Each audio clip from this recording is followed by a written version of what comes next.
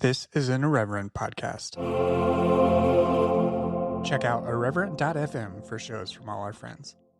Hello and welcome to Exvangelical. I'm your host, Blake Chastain. Yesterday was the first day of Lent. Although my own sense of religious belief and identity is always shifting, I still find a lot of resonance and value in the concept of Lent. In late 2016, early 2017, we started attending an Episcopal parish, and it was my first time being exposed to much of the symbolism and ritual of the liturgical calendar. The changes to the liturgy, and especially the rich symbolism of the events of Holy Week, such as the stripping of the altar on Maundy Thursday, the death of God on Good Friday, and the exultant triumph at the end of the Easter Vigil, are all very powerful experiences. Lent is also a symbolic reenactment of Jesus' fasting and temptation in the desert following his baptism. In that way, Lent is both a practice of denial and affirmation, or at least I understand it as such.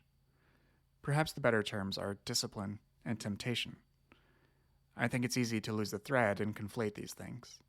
Denial, in a Western American sense, implies denied desire, something one wants, like I irrationally want an iPad mini that I could buy on credit right now. Discipline, on the other hand, implies a choice to delay a desire or to affirm something else. So, in the story of Jesus' temptation in the desert for food, security, and power, his disciplined denial of his desires, and in the case of food, a biological need, we see his response to temptation with an alternate affirmation. And we can see all of these shades of meaning at work in the story. That's the power of these stories. They're malleable. It's this sort of tension and the overall emo/goth/introvert/sad boy vibes of Lent that appeal to me most and makes it my favorite liturgical season. Even though I do not currently practice it or attend anywhere regularly, and I have an overall contentious relationship with the concept of the divine, Lent is in many ways a liminal space, an in-between, a denial and an affirmation. And it's that pairing, denial and affirmation, that I'm reminded of this year, especially as it relates to post-evangelical matters. In the past several months, there's been a lot of conversation within evangelical circles about deconstruction, about terms like exvangelical, and about the future of the church. Christianity Today published a cover story about deconstruction without mentioning or interviewing a single prominent person who talks about the issue. John Cooper of Skillet wants to declare war on deconstruction.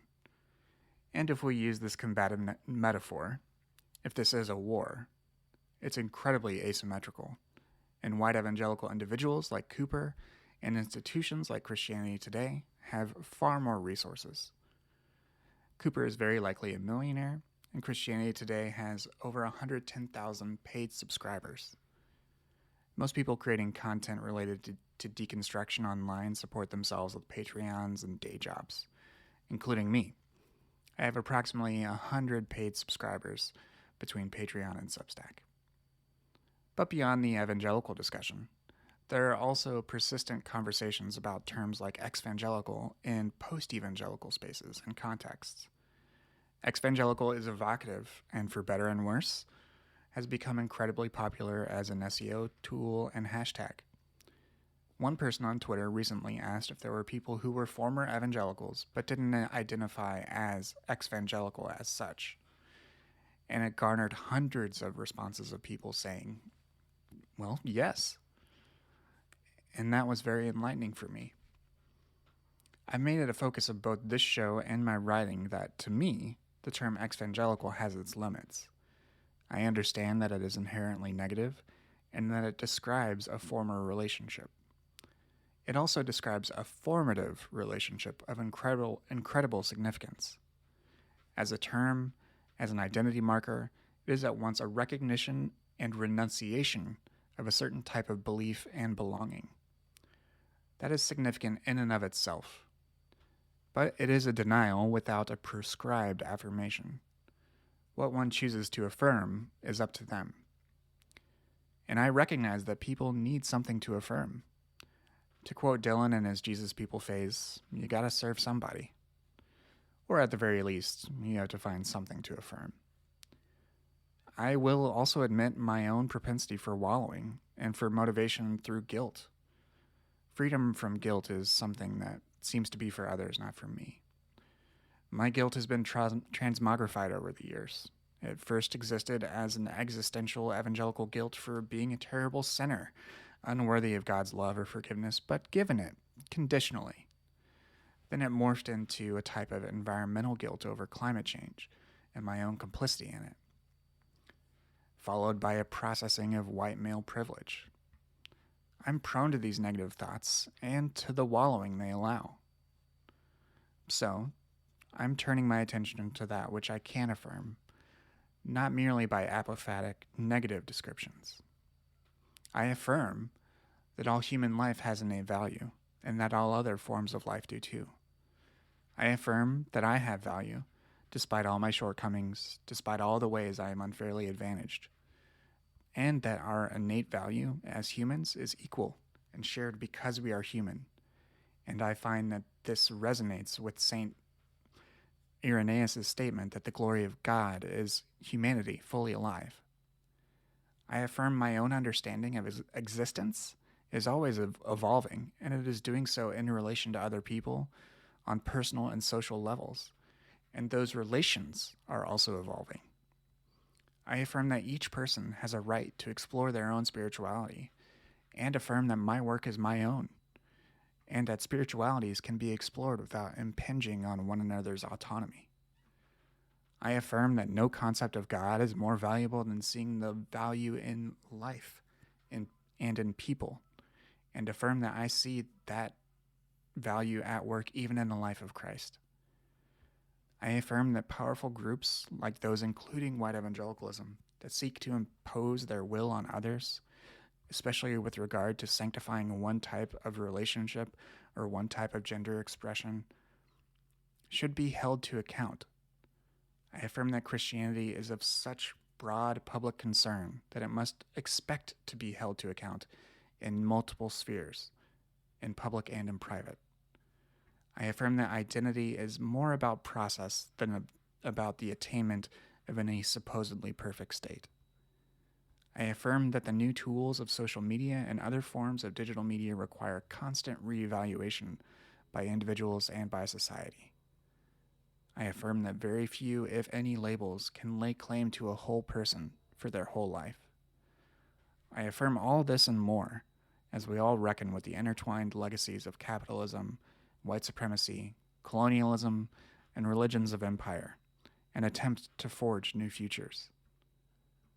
There's no telling what will be popular or trendy in a month, a year, a decade. These things I affirm may not resonate with you, and that's okay. The things I renounce by using a term like exvangelical may not either. But those words can have value, even if only for a short while. And that impermanence, that's okay too. Most things are impermanent, after all, including us. There's so much happening, all at once, all the time. Ukraine is besieged by Russia. COVID continues. Anti-trans and anti-gay bills threaten vulnerable populations in Texas and Florida. I wrote recently for my newsletter that I want to move beyond what the media theorist Douglas Rushkoff calls present shock, a sense of being overwhelmed by everything happening in the present moment.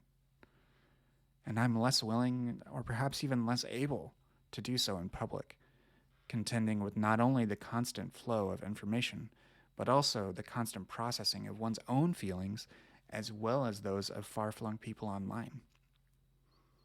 All of these realities are simultaneously true, and the rituals, or even some of the concepts of symbols found in the rituals and rhythms of Lent, are valuable in moments like these, to explore the both and, the denial and the affirmation, and to come to realize that our essence is both positive and negative simultaneously, and that it all has value. Thank you for listening. New interviews are coming soon. I hope you enjoy this audio essay, There will be some more of them throughout the first half of the year as I continue to work on my book. If you want to support my work, you can do so at postevangelicalpost.com. You can subscribe for free or at $4, $6, or $8 a month, and you'll get access to ad-free podcast feeds, a supporter Discord, and subscriber-only posts. I donate 25% of net revenue each month to organizations that serve populations harmed by white evangelicalism. You can also follow me on Twitter at brchastain or on Instagram and TikTok at brchastain_. Please rate the show on Apple Podcasts and Spotify. Exvangelical is part of Irreverent Media Group. You can find more shows over at irreverent.fm.